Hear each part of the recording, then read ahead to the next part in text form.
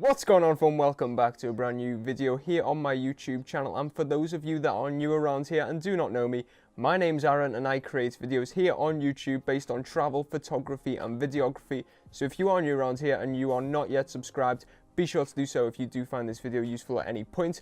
And as you can tell by the title and thumbnail, today we are going to be discussing how you can color grade a flat footage or a log image. Now, I'm going to make this the most basic method out there because, like yourselves, I tried to find out how you can do this on YouTube, and there are a lot of videos out there with a lot of good information, but they do get you lost very, very easy as they do dive into the details too much. So I'm going to be working with Premiere Pro today, and I'm just going to go through the most basic methods of how you can color grade a flat image to make it look very, very professional and very cinematic, whether it be for a film or a vlog.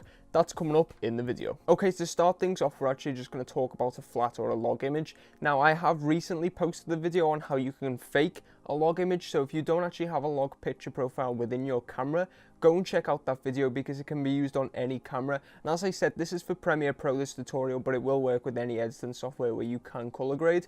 But why would you want to color grade a log image? Well, the answer to that's pretty straightforward. A log image is very, very flat, and to the eye, once it's been shot, to the human eye, it doesn't look very appealing, so you have to color grade the footage to get it to the right. You want the right output to, whether it be for a vlog or a film, you want it to look professional, you want it to look cinematic, and you want the viewers to actually look at something that looks pretty appealing, to be honest. So leaving log footage or a flat image in its natural format is not a good thing to do, so you do need to color grade it, and I'm just going to walk you through the most basic method now. But without any more rambling, let's go and jump into Premiere Pro and show you how you do it. If you do find this video useful, be sure to leave a like at any point and pop any comments or questions you may have throughout the video in the comments below.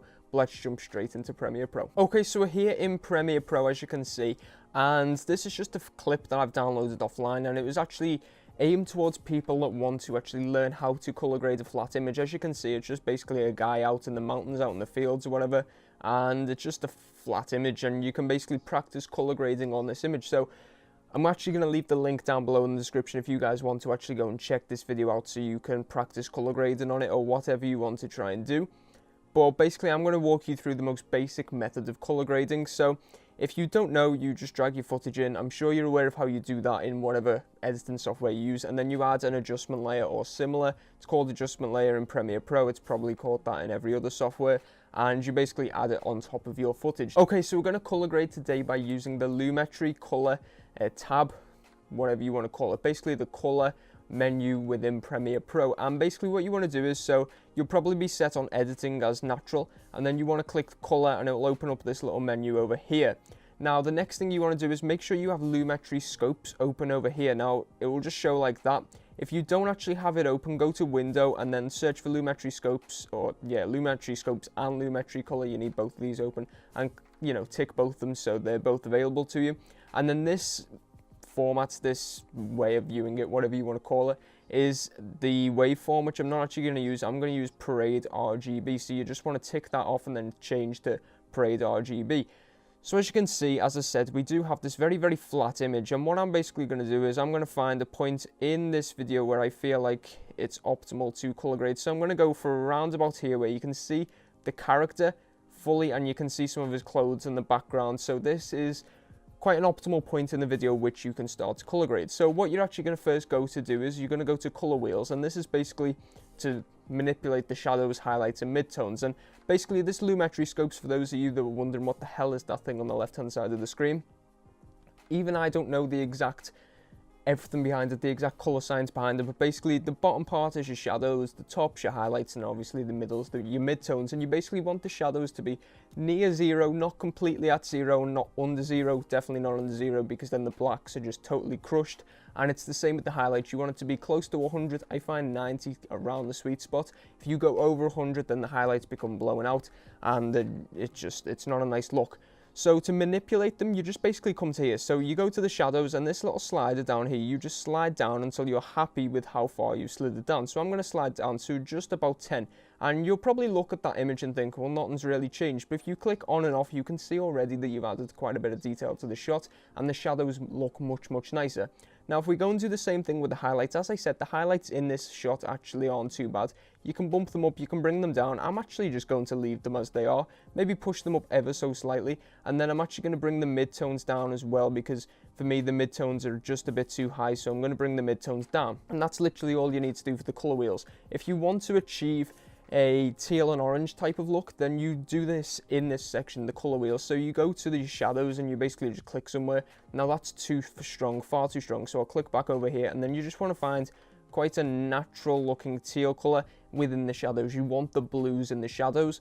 And then for the highlights, I'm just going to come over here so I can get a bit more of a clear view, and then just again, not a very strong section of the highlights. You don't want to go right the way up here to orange, because then it clearly just looks absolutely ridiculous. So you don't go too strong on it, and you just basically try and find that sweet spot. You can actually just drag this around, but I find it much easier just to click away and then try and see the color you want and then click back on it. And that's obviously if you want to achieve a teal and orange look.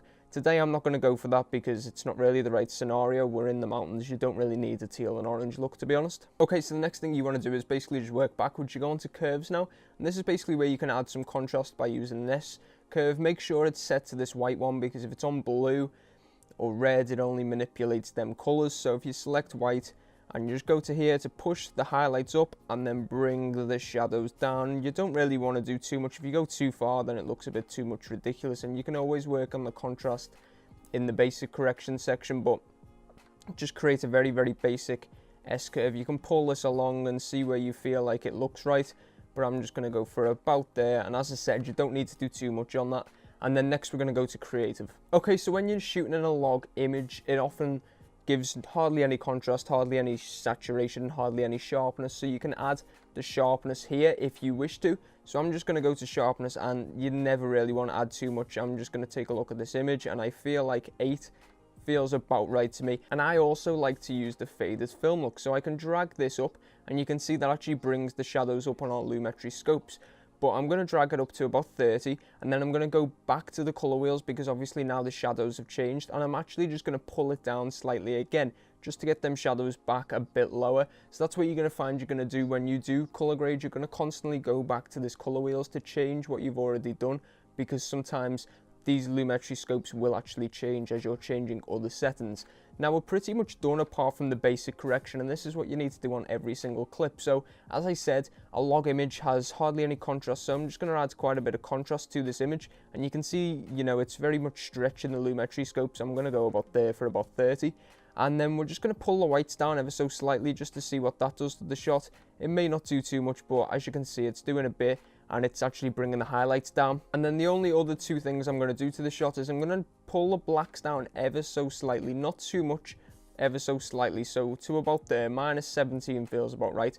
And then I'm just going to bump the saturation up slightly, so it starts at 100, you just slide these along and you bump it up to where you feel is about right. I'm just going to bump it up to about 150, and if you want to reset these, you just double click on the slider and then it goes again, but about 115 feels about right to me. Okay, so now we're just going to see what the clip looked like before and then after the color grade. So there's the very flat image that we've got, and then there's the color graded image. And what I'm just going to do for you guys now is I'm going to play the clip so you can see what it actually looks like color graded and uncolor graded. So we're just going to constantly toggle this off, and you can see there's a lot more detail to the shot. That looks 10 times better. Even just walking down the mountain, as you can see, the shot actually looks a lot better once you've color graded it. You can't leave a shot in log format. Once you've color graded, it really does bring the image to life, and that's basically how you color grade a log image. But that's the beauty of shooting a log.